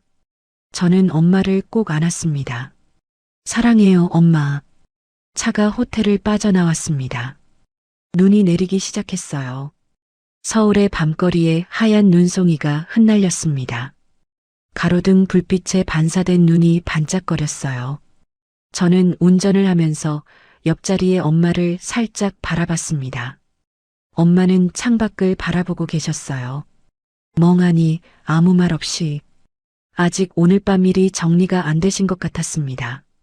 엄마, 괜찮아요? 응, 괜찮아. 대답은 하셨지만 목소리에 힘이 없었어요. 저는 히터를 조금 더 올렸습니다. 따뜻한 바람이 차 안을 채웠어요. 잠시 침묵이 흘렀습니다. 엄마가 먼저 입을 여셨어요. 하윤아.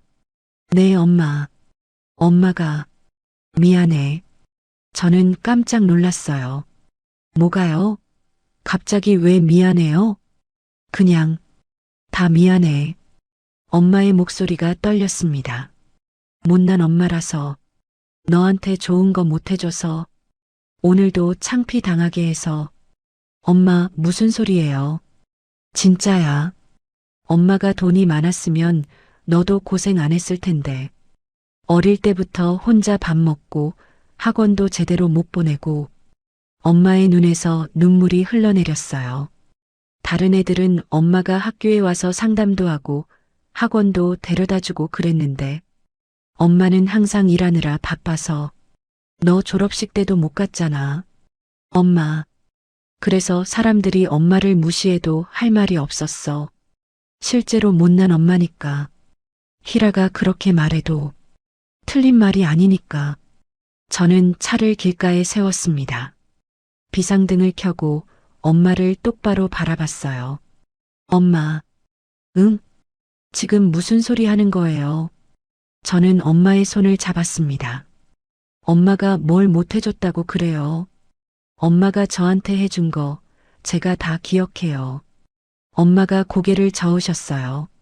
아니야. 엄마는 진짜 아무것도. 엄마. 저는 엄마의 말을 끊었어요.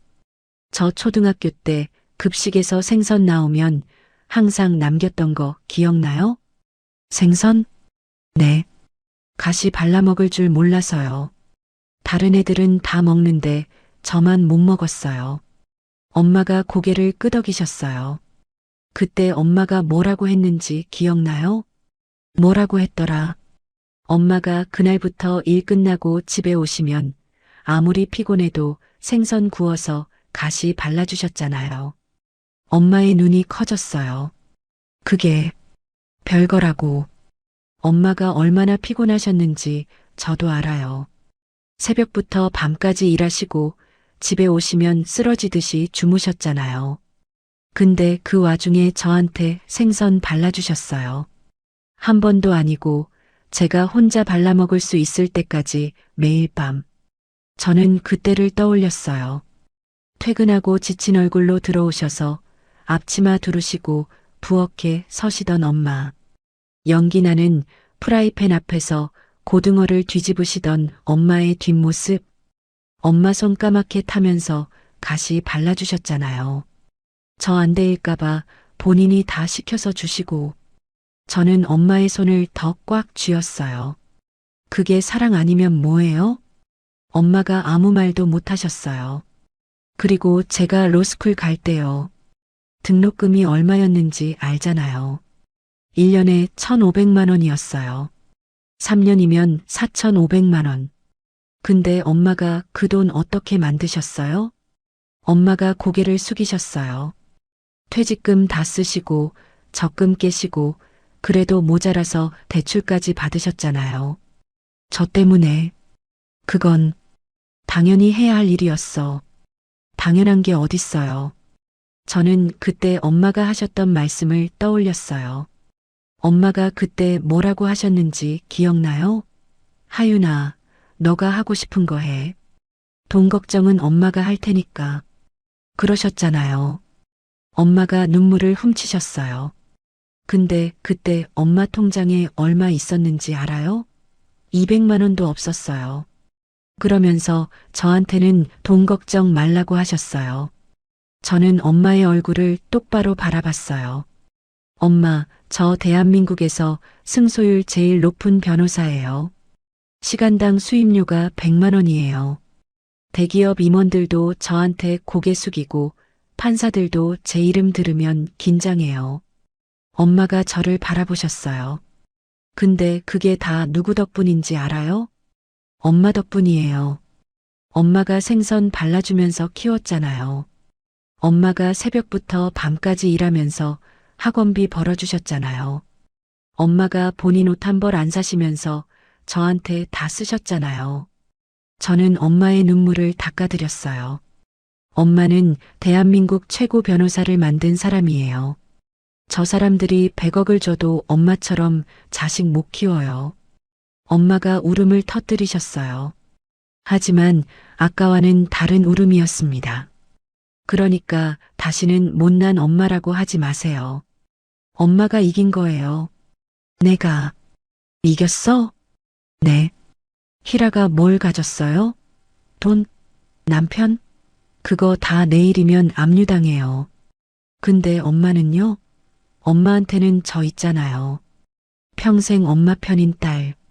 저는 엄마를 꼭 안았어요. 그게 진짜 이긴 거예요. 돈으로 못 사는 거. 희라가 40년 동안 엄마 무시했는데 결국 누가 이겼어요? 엄마가 제 등을 토닥이셨어요. 한참을 우시더니 천천히 눈물을 닦으셨습니다. 그리고 웃으셨어요. 그래, 내가 이겼다. 활짝 웃는 엄마의 얼굴. 주름진 얼굴이었지만 세상에서 제일 예뻐 보였어요. 우리 하윤이가 있으니까. 내가 이겼어. 저도 웃었어요. 맞아요. 엄마가 이긴 거예요. 차 안에 따뜻한 히터 바람이 불었습니다. 창밖에는 눈이 계속 내리고 있었어요. 저는 다시 차를 출발시켰어요. 자, 설렁탕 먹으러 가요. 응. 엄마가 고개를 끄덕이셨어요. 얼굴에 미소가 번져 있었습니다. 눈 내리는 서울 거리를 달리면서 저는 생각했어요. 오늘 밤 제가 지킨 건 엄마의 명예만이 아니었습니다. 엄마의 30년. 엄마가 저를 키우느라 버텨온 30년. 그 세월의 무게를 오늘 밤 비로소 인정받은 거예요. 엄마가 창밖을 바라보며 말씀하셨어요. 하윤아. 네. 눈이 예쁘다. 저도 창밖을 바라봤어요. 하얀 눈이 가로등 불빛에 반짝이고 있었습니다. 그러네요. 예쁘다. 엄마가 제 손을 잡으셨어요. 고마워, 하윤아. 오늘 정말 고마워. 저는 엄마의 손을 꽉 쥐었어요. 저야말로요, 엄마. 저를 키워주셔서 감사해요. 눈 내리는 밤, 따뜻한 차 안에서 우리는 그렇게 서로의 손을 잡고 있었습니다. 3년이 흘렀습니다.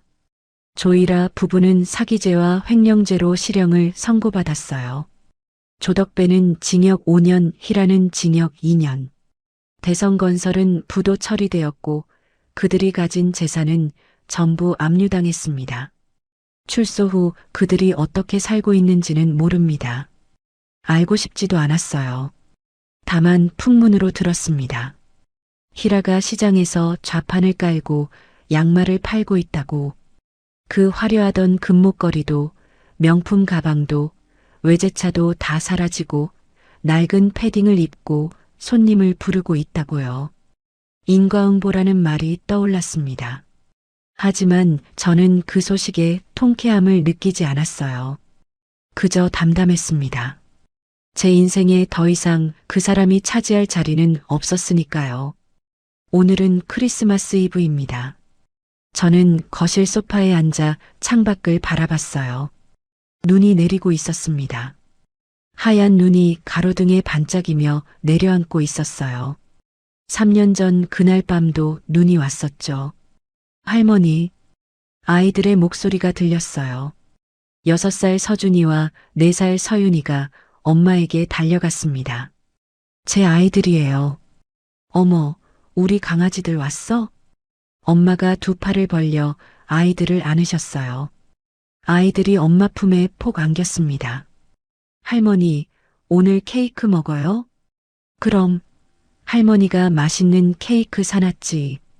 와, 초콜릿이요? 딸기도 있어. 아이들이 환호성을 질렀어요. 저는 그 모습을 바라보며 미소 지었습니다. 엄마는 많이 달라지셨어요. 3년 전 그 주눅 들고 위축된 모습은 어디 가고 지금은 편안하고 당당한 표정을 하고 계셨습니다. 손주들에게 둘러싸여 웃고 계신 엄마. 그 모습이 제가 꿈꾸던 엄마의 모습이었어요. 남편이 주방에서 나왔어요. 장모님, 저녁 거의 다 됐어요. 어머, 사위가 직접 해? 우리 하윤이 복 받았네. 아닙니다. 저야말로 복 받은 거죠. 남편이 저를 바라보며 웃었어요. 저도 웃었습니다. 저녁 식사 준비가 끝나고 우리는 식탁에 둘러앉았어요. 엄마, 남편, 서준이, 서윤이, 그리고 저. 5명이 둘러앉은 식탁은 작지 않았습니다. 오히려 가득 차 있었어요. 자, 먹자. 서준이가 소리쳤어요. 서준아, 할머니 먼저. 할머니 먼저요. 엄마가 웃으시며 젓가락을 드셨어요. 저는 그 모습을 바라봤습니다. 겨울바람은 누구에게나 붑니다. 하지만 가족이라는 지붕이 있는 사람은 춥지 않아요. 희라는 그 지붕을 잃었고 우리는 그 지붕을 더 단단하게 만들었습니다.